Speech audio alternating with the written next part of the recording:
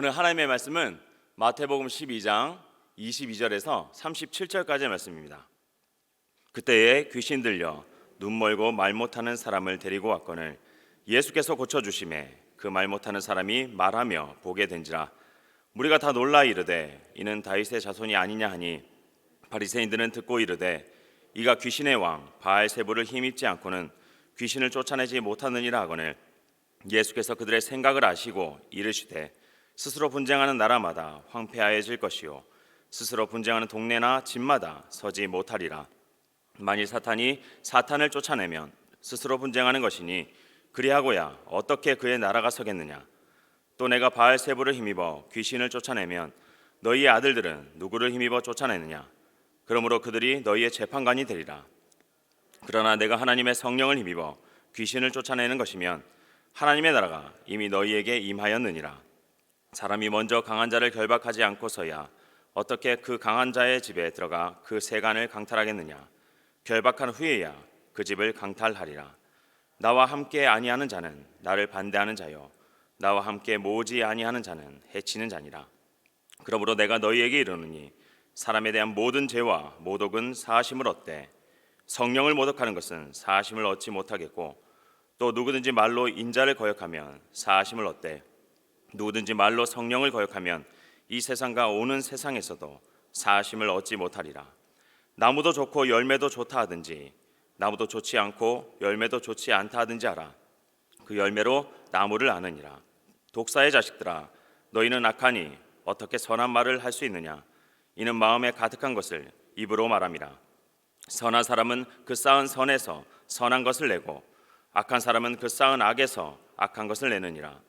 내가 너희에게 이르노니 사람이 무슨 무익한 말을 하든지 심판날에 이에 대하여 신문을 받으리니 내 말로 의롭다함을 받고 내 말로 정죄함을 받으리라.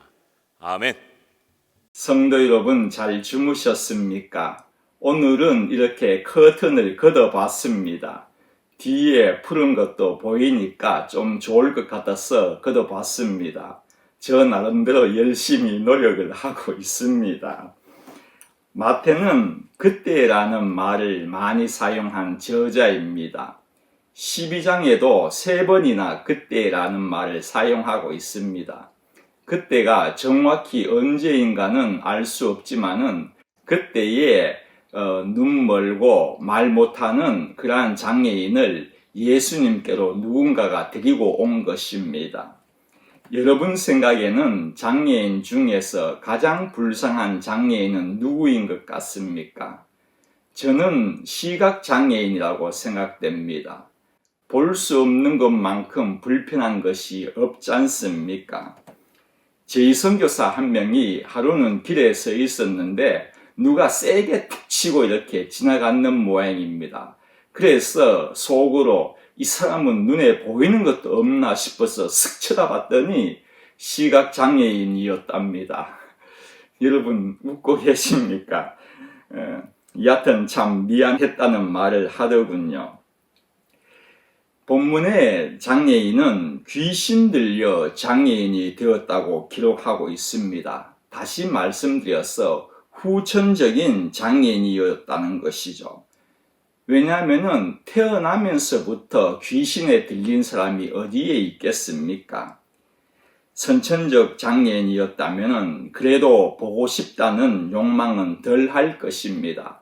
아예 사물이 보이지 않지 않습니까? 바라는 것도 없겠죠. 그런데 후천적 장애인은 정말 힘들 것입니다. 어느 날 갑자기 앞이 캄캄한 암흑으로 바뀌었으니 생활하는 것이 얼마나 힘들었겠습니까? 삶의 의욕도 있겠습니까? 볼 수도 없고 말할 수도 없는 이 사람을 주님께서 고쳐주신 것입니다. 주님께서 병으로 고치실 때에는 어떻게 병을 고쳤다는 그러한 모습을 성경에는 종종 기록을 많이 하고 있습니다. 예를 들면 실로암 목가에서 눈먼 사람을 고친 사건도 그렇지 않습니까? 예수님께서 땅에 침을 뱉으셔가지고 그것을 이겨가지고 눈에 발랐다라든지 아니면은 나병 환자를 고치실 때는 손을 대어서 고쳤다는 그러한 모습을 적어 놓습니다만은, 그런데 본문에는 그러한 모습을 기록하지 않았습니다. 이것으로 보아서 마태의 의도는, 물론 마가에도 이 말씀이 나옵니다만 마태나 마가의 의도는 이 병을 고치는 것에 초점을 둔 것이 아니고 그 다음 사람들, 다시 말해서 바리새인들의 태도에 대하여서 초점을 둔 것 같습니다. 오늘은 그것을 살펴보려고 하는 것입니다. 23절에 보면은 무리가 다 놀라 이르되 이는 다윗의 자손이 아니냐 하니, 당연히 놀랬겠죠. 그런데 그냥 놀란 것이 아닙니다. 헬라어 성경에는요, 혼이 빠졌다, 능 나갔다, 그렇게 기록을 하고 있습니다.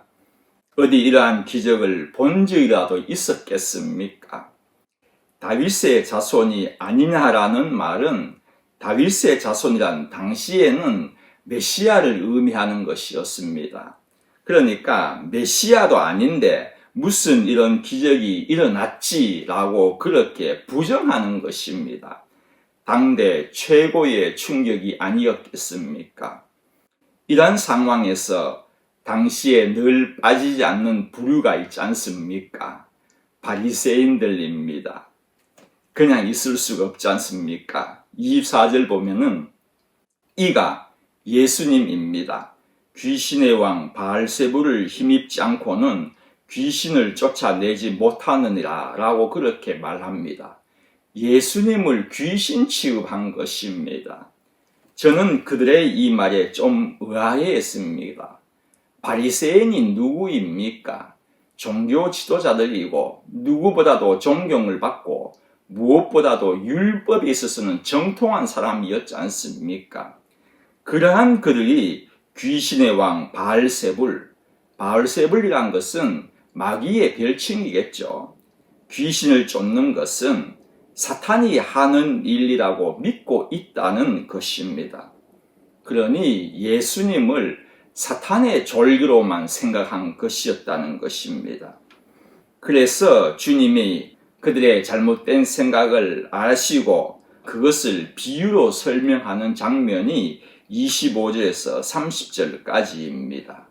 26절에 보면은 만일 사탄을 쫓아내면 스스로 분쟁하는 것이니 그리하고야 어떻게 그의 나라가 서겠느냐. 사탄의 졸개가 귀신이지 않습니까? 그런데 사탄이 귀신을 내쫓아 그 귀신 들렸던 자를 고친다면은 사탄 스스로가 자신의 나라를 폐망시키는 행동이라는 것입니다. 절대로 그럴 수가 없다는 말씀입니다. 그러시면서 성령에 대하여서 한 가지를 말씀하셨습니다. 31절에서 32절 말씀입니다.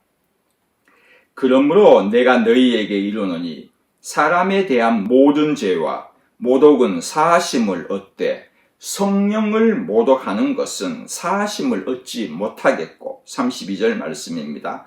또 누구든지 말로 인자를 거역하면 사하심을 얻되 누구든지 말로 성령을 거역하면은 이 세상과 오는 세상에서도 사하심을 얻지 못하리라. 사람에 대한 모든 죄와 모독, 심지어 예수님을 거역하는 것도 사하심을 얻을 수 있지만은 성령을 모독하면은 사하심을 결코 얻을 수 없다는 그러한 말씀입니다. 여러분, 어떠한 죄도 사함을 못 받는 죄는 없습니다. 이것은 불변 진리입니다. 그렇다면은 성령을 모독하는 것은 사함을 받지 못한다면은 불변 진리의 못은 아니겠습니까? 그렇게 생각할 수도 있을 것입니다. 성도는 영생을 이미 얻었습니다. 그리고 성도는 어떠한 죄를 지을지라도 용서를 받을 수가 있는 것입니다. 그런데 주님은 성령 모독죄는 용서를 받을 수 없다고 말씀하셨다는 것입니다.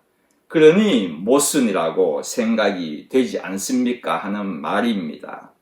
그런데 이것을 이렇게 생각하셔야 됩니다. 이해하셔야 합니다. 먼저 성령 모독이란 무엇입니까? 본문 말씀은 마가복음 3장에도 같이 기록되어 있습니다. 거기에는 당시의 상황을 좀 더 상세하게 기록을 하고 있습니다. 예수님의 가족이 예수님을 붙잡으러 온 것입니다. 왜냐하면 귀신에 들렸다는 소문을 들었기 때문에 예수님을 붙잡으러 왔습니다. 예수님의 가족은 어떠하든지 주님의 편에 서 있어야 되는데 바리새인의 편에 서 있다는 그런 말입니다. 그때 주님이 바리새인에게 이렇게 말씀하셨습니다. 마가복음 3장입니다. 29절 30절 말씀입니다. 누구든지 성령을 모독하는 자는 영원히 사하심을 얻지 못하고 영원한 죄가 되느니라 하시니 30절 말씀입니다. 이는 즉 성령 모독죄가 되는 원인을 설명하는 것입니다.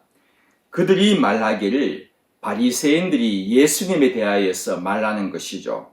더러운 귀신이 들렸다 함이러라. 즉 바리새인들은 예수님이 귀신에 들려서 귀신의 힘으로 병을 고쳤다는 것입니다. 이것이 성령 모독이라는 것입니다. 주님의 하신 일, 병고침이나 다른 어떠한 일이라도 부정하고 마귀의 힘으로 했다고 한다면 성령 모독이라는 것입니다. 저는 더 나아가서 말씀드립니다. 주님이 일으키신 기적이나 행하신 일들을 믿지 않는 것도 성령 모독입니다. 신성 모독이라는 것입니다. 성령 모독죄는 주님이 하신 일을 마귀의 힘으로 했다고 말하는 것입니다. 그러니 성도가 이렇게 말할 수도 아니 생각할 수도 있겠습니까? 성도로서 주님의 기적을 믿지 않는 자 있습니까? 그는 주님을 믿지 않는 것입니다. 그러기에 조금 전에 모든 죄는 용서받는데 성령 모독은 용서 못 받으니 모순이 아니냐고 말씀드렸습니다마는 이것은 모순이 될 수가 없는 것이죠.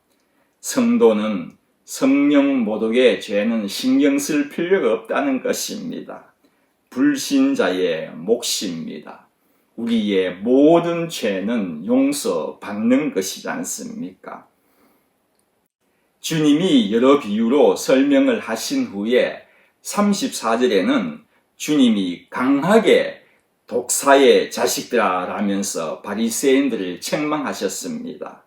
너희는 악하니 어떻게 선한 말을 할 수 있느냐고 그렇게 말씀하셨습니다. 주님은 바리새인이나 사두개인들에게는 혹독한 말씀을 서슴지 않으셨지 않습니까? 위선자라고도 하시고 획칠한 무덤 그렇게도 말씀하시고 독사의 자식들아라는 말씀을 많이 사용하셨습니다. 독사의 자식이란 무슨 뜻입니까? 간단히 말씀드리면은 사탄의 자식이란 말입니다. 독사의 자식아라고 하시면서 너희들은 악하다고 그렇게 주님께서 선언하셨습니다. 왜 악하겠습니까? 바리새인들은요, 참으로 훌륭한 종교인들이고 지위가 높은 자들이라면은 자신의 백성 한 명이 고침을 받았다면은 감사해야 하는 일 아니겠습니까? 주님께 감사를 드려야죠. 랍비여, 이 불쌍한 한 명을 고쳐주셨으니 참 감사합니다. 그렇게 말하는 것이 도리 아니겠습니까? 자신의 민족을 위하여서 병 고쳐주시는 모습을 보고 감사할 줄 아는 사람이 참으로 훌륭한 지도자 아니겠습니까? 또 시각장애인에게는 당신은 참 축복받은 사람이네요. 이 랍비께 감사하세요라고 영적 지도자라면은 가르쳐야 되는 것 아니냐는 것입니다. 그러나 그들은 주님께 당신은 사탄의 졸개입니다. 그렇게 말한 것입니다. 악한 것입니다.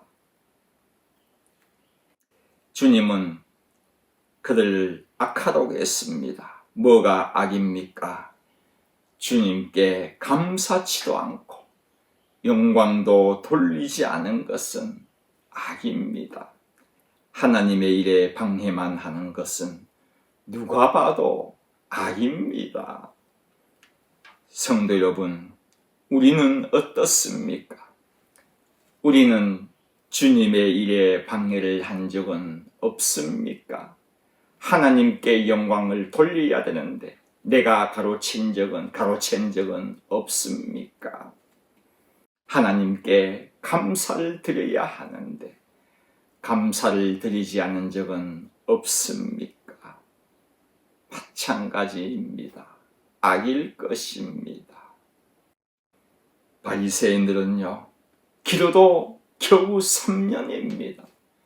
그 3년 가운데 그 3년 동안 몇 번 주님께 대들었다고, 악하다고, 사탄의 자식이라고, 독사의 자식이라고 그렇게 말씀하셨습니다.